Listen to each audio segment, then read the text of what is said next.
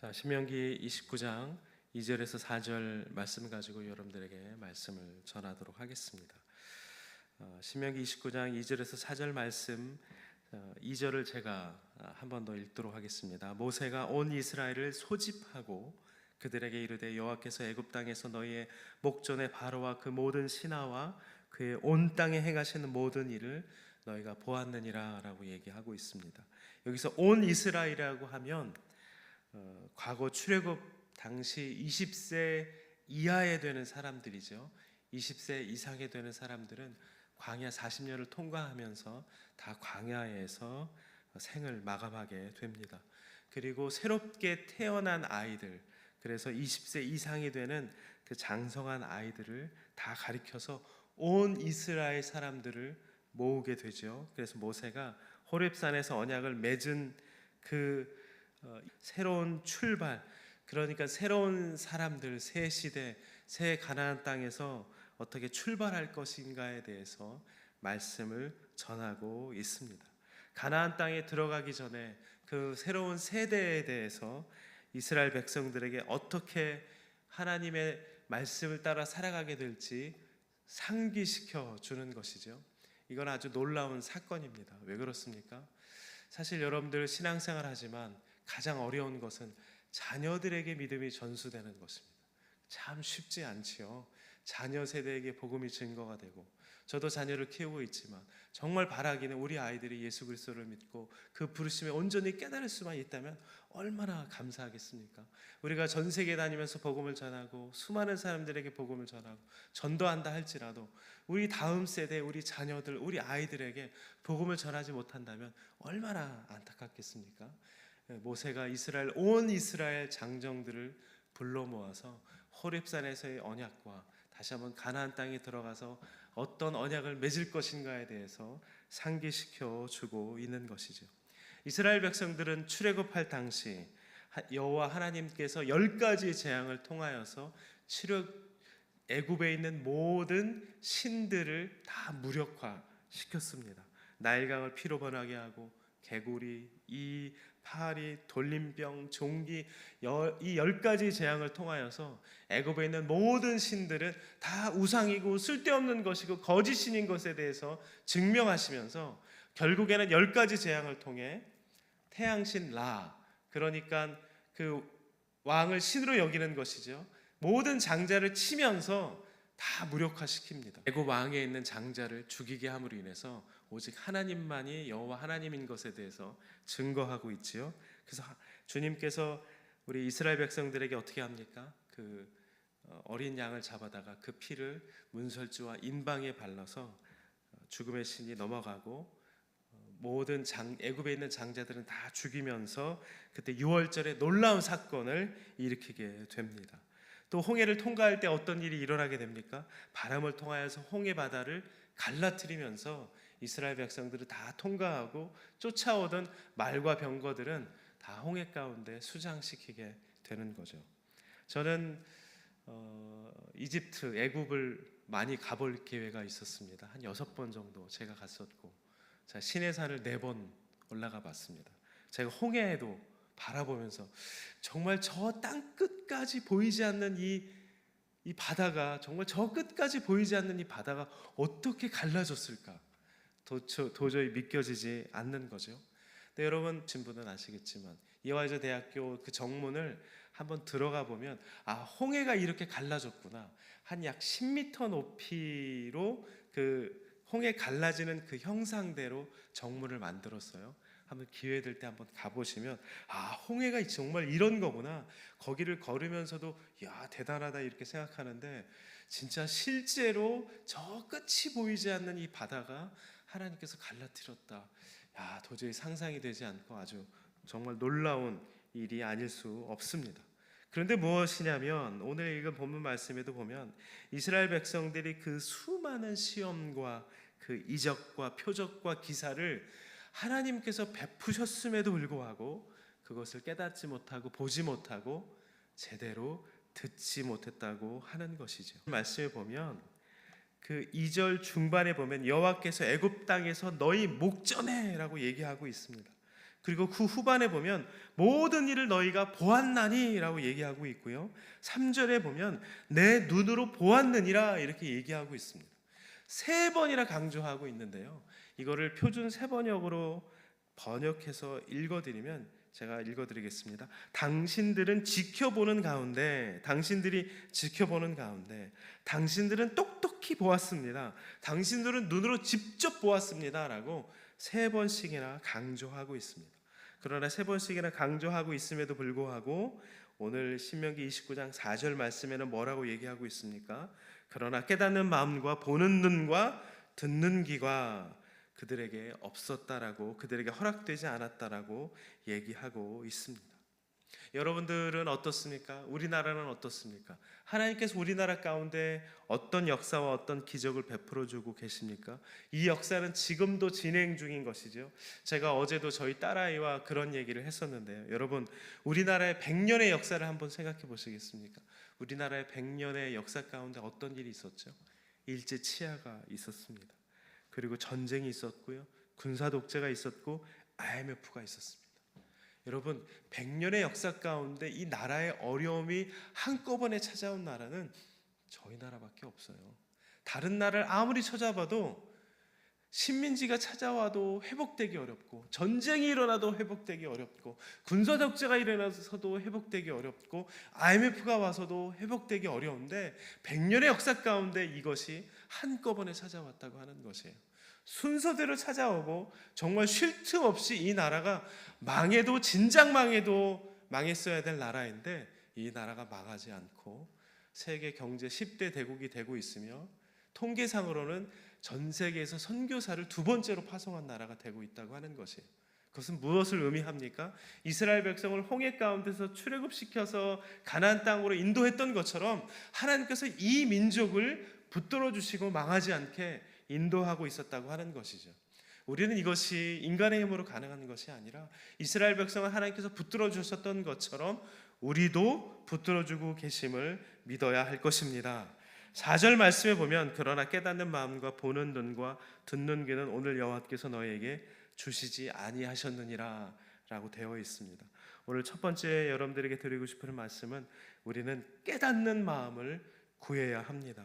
여러분, 탈북민들 중에 우리나라에 약 3만 명 이상의 탈북민들이 내려와 있는데요. 탈북민들 중에는 북한에서 탈출하고 나서 중국에서 평균 약 5년간 도망자 신세를 보내게 됩니다. 그들 중에 선교사들을 만나서 선교사들 안에 훈련받고 말씀 읽고 탈북하는 경우들이 종종 있었는데요. 지금은 쉽지 않지만 과거에 탈북하는 예를 들어보면 선교사들이 먹여주고 재워주니까 이들이 성경을 읽기 시작합니다. 그래서 어떤 탈북자들은 탈북하기 전에 성경을 100독씩 200독씩 하게 되는데, 그 중에는 남한으로 내려와서 대한민국으로 내려와서 목사가 되거나 사역자가 된 사람도 있지만 안타까운 것은 대부분의 사람들이 신앙을 잃어버린다고 하는 것이에요. 왜 성경을 100독씩 200독씩 했음에도 불구하고 신앙을 잃어버리게 됩니까? 왜 돈을 벌기 위해서 그렇게 악착같이 대한민국에서 살아가는 것입니까? 왜 돈 벌기 위해서 탈북한 것처럼 보이는 것이지요? 그것은 깨닫는 마음이 없기 때문에 그렇습니다. 아무리 성경을 100독씩 200독씩 하면 뭐합니까? 우리 안에 깨닫는 마음이 없다면 그것은 소귀에 경 읽는 것과 마찬가지인 것입니다. 우리는 성경을 읽을 때마다 여호와 하나님께서 그 깊이와 높이와 넓이와 길이에 대해서 깨달을 수 있도록 구해야 합니다. 주님께서 우리에게 깨닫는 말씀을 주시지 않는다면 우리는 그냥 읽는 것이 문자고 그 깊이에 대해서, 하나님의 역사하심에 대해서 우리가 알 수 없게 되는 것이죠. 왜 수많은 박사들이, 왜 수많은 교수들이 신천지나 이단에 빠지게 됩니까? 깨닫는 것이 없기 때문에 그런 것이지요. 잠언 28장 5절 말씀에 악인은 공의를 깨닫지 못하나 여호와를 찾는 자는 모든 것을 깨닫느니라 라고 되어 있습니다. 여러분들께서 여호와를 찾을 때마다 깨닫는 역사가 있게 될 줄 믿습니다. 또 마태복음 13장 23절에 예수님께서는 뭐라고 얘기하고 있습니까? 좋은 땅에 뿌리었다는 것은 그 말씀을 듣고 깨닫는 자니 혹 100배, 60배, 30배가 혹 100배, 100배, 혹 60배, 혹 30배가 되느니라 라고 얘기하고 있습니다. 우리가 이 세상을 살아갈 때 어떻게 하면 우리가 30배, 60배, 100배의 열매를 맺을 수 있습니까? 깨달을 때야만, 말씀을 읽을 때에, 말씀을 들을 때에, 깨달을 때에만 그런 역사가 일어나게 될 줄 믿습니다. 두 번째, 우리에게 필요한 것은 무엇입니까? 보는 눈을 달라고 우리가 기도해야 됩니다. 얼마나 중요합니까? 우리가 말씀을 볼 때마다, 우리가 이 세상을 살아갈 때마다 주님을 만날 수 있어야 됩니다. 제가 청년 때 일인데요, 청년 때 성경 공부하는데 어떤 청년이 아주 강팍한 마음으로 뭐라고 얘기했냐면, 내가 지금 내 앞에 예수님이 찾아와 준다면 나는 믿겠다. 그러나 내 앞에 예수님이 오지 않는다면 난 믿지 못하겠다. 그렇게 얘기하더라고요. 여러분들 같으면 뭐라고 대답해 주시겠습니까? 그때 성경 공부 인도하는 리더가 너무나도 지혜롭게 말을 했습니다. 뭐라고 얘기했냐면, 예수님 당시에도, 2000년 전 당시에도 예수님이 왔지만 예수님이 온 것을 모르는 사람이 태반이었습니다.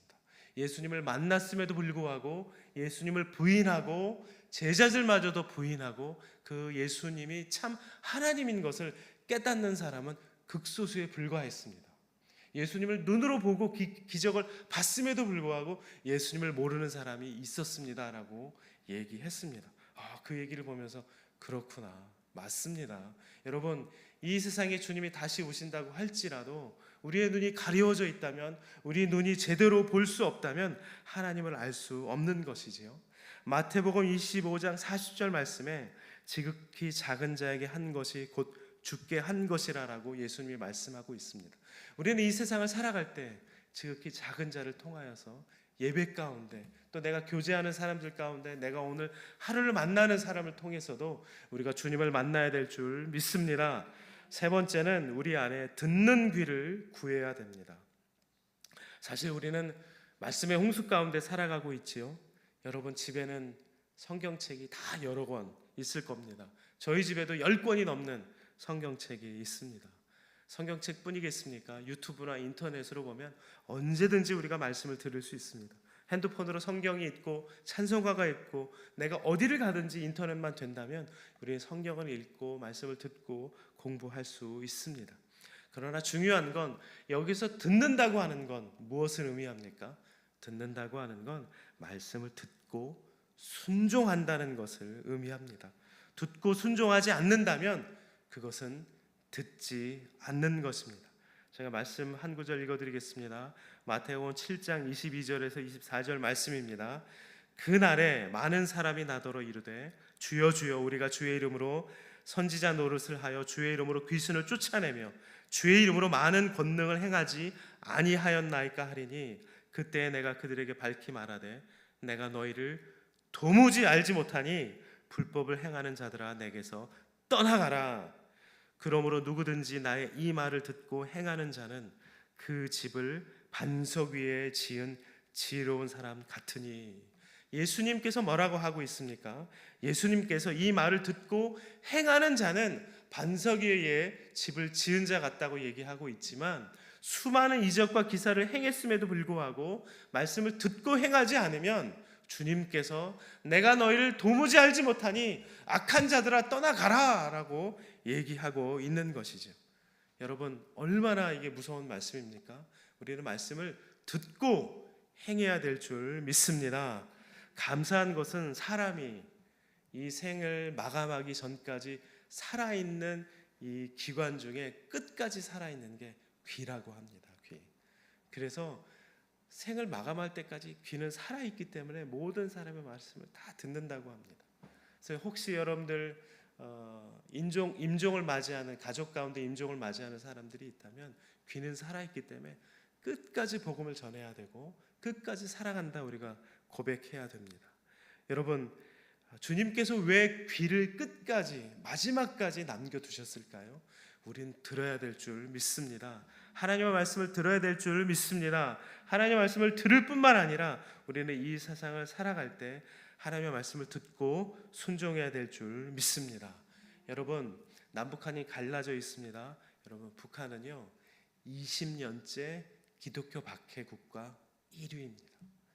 우리 대한민국은 어떻습니까? 대한민국은 수많은 기적을 통하여서 하나님께서 지켜주시고 통계상으로 미국 다음으로 선교사를 많이 파송한 나라임에도 불구하고 여러분, 북한에서는 성경을 소지하거나 교회에 찾아가거나 남한 사람을 만나거나 선교사를 만나면 그들은 감옥에 가게 됩니다. 생명을 잃어버릴 수도 있습니다.